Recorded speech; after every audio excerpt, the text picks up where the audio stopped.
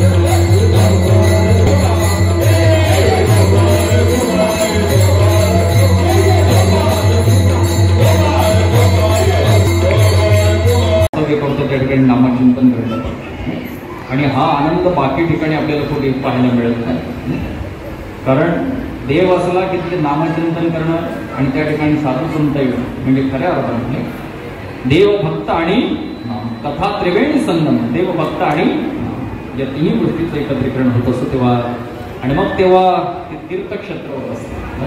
म्हणून आज या ठिकाणी अशा पावन भूमीमध्ये भगवान श्रीकृष्णाच्या प्रांगणामध्ये दुर्गा मातेची स्थापना करण्यात आलेली आणि भजन असतील, आधी संपूर्ण महिला मंडळ असतील, त्यांचे सांस्कृतिक कार्यक्रम असतील, हे सगळ्या कार्यक्रमातून नियोजन आणि त्याचं एकमेव कारण म्हणजे संपूर्ण गावाची एकात्मता, आपलं सगळ्यांचं एकत्रीकरण व्हावं असा एक दृढ हेतू धरून कालापासून या सगळ्या उत्सवांचं नियोजन केलं जातं।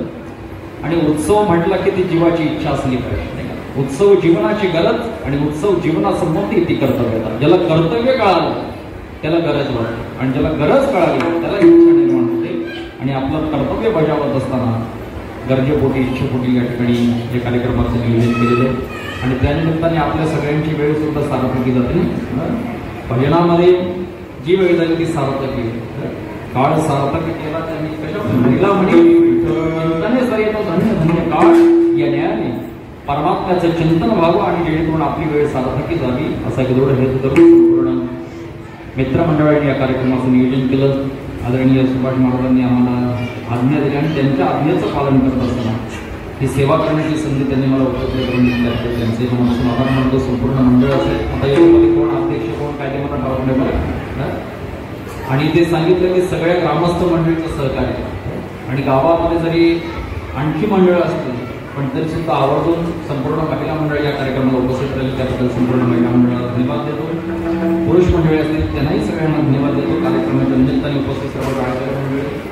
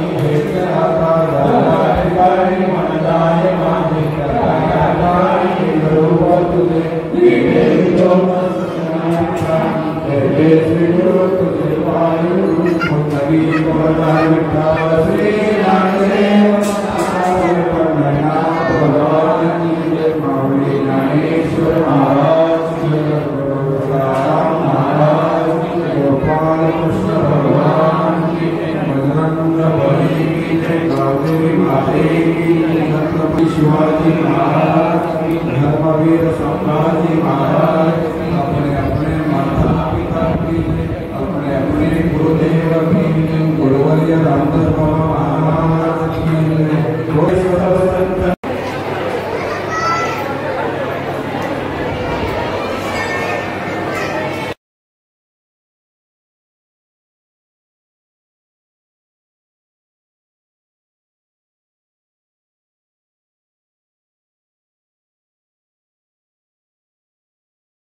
या नवरात्री उत्सवाला नाव नाही दिलेला, मंडळाचं नाव नाही, सर्व गाव मिळून आणि हा उत्सव साजरा करत असतो। दरवर्षीप्रमाणे हरिपाठ भजन कीर्तनाचा नियोजन या ठिकाणी होत असतो आणि या नवरात्री उत्सवामध्ये जे देवाला पाहिजे ते आपल्याला मिळत असतो, कारण आवड आहे देवाची तो ऐका प्रकार नामाचा उच्चार रात्रंदिवस, म्हणजे देवाला जे आवडतो ते कार्यक्रम या माझ्या साते गावामध्ये होत असतो। काय शुभेच्छा व्यक्त करणार? शुभेच्छा म्हणजे आता 2024 मध्ये जसा उत्सव साजरा झाला त्याचप्रमाणे याच्याही पुढचे जे कार्यक्रम असेल त्या माझ्या ग्रामस्थांच्या वतीने होत राहो हेच माझ्या देवीच्या चरणी शुभेच्छा आणि या मंडळाला शुभेच्छा देतो। असाच कार्यक्रम तुम्ही करत राहा।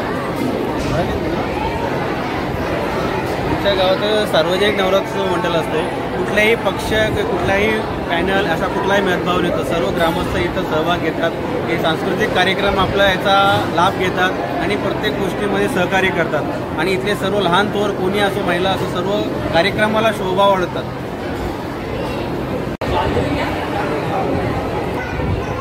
आमच्या सातेगावच्या मंडळ सातेला मी एवढं सांगू इच्छितो की नेहमी सगळे गाव एकत्र येऊन चांगल्या प्रकारे हा कार्यक्रम एकजुटीने साजरा करत असतो आणि अतिशय आनंदाचं वातावरण असतं आणि वेगवेगळे विविध कार्यक्रमांचं आयोजनसुद्धा या कार्यक्रमाच्या माध्यमातून होत असतो। तर मला एवढं सांगायचं की अशाच पद्धतीचं वातावरण आमच्या गावामध्ये वर्षानुवर्ष चालत राहायला पाहिजे असा आम्हाला माझ्या देवीचरणी प्रार्थना आहे आणि येणाऱ्या काळामध्ये सुद्धा आम्ही सगळे युवाजन जे गावचे सरपंच आहेत, प्रतिष्ठित नागरिक आहेत, अनेक अशी गावची प्रतिष्ठित मोठी मंडळी आहेत, आम्ही सगळे एकत्र येऊन या सगळ्या कार्यक्रमाला पुढे करतोय ही एक शिल्लक आहे। पण माझं सगळ्या गावकऱ्यांना असं श्रेय असणार आहे का असाच कार्यक्रम नेहमी वर्षानुवर्ष चालू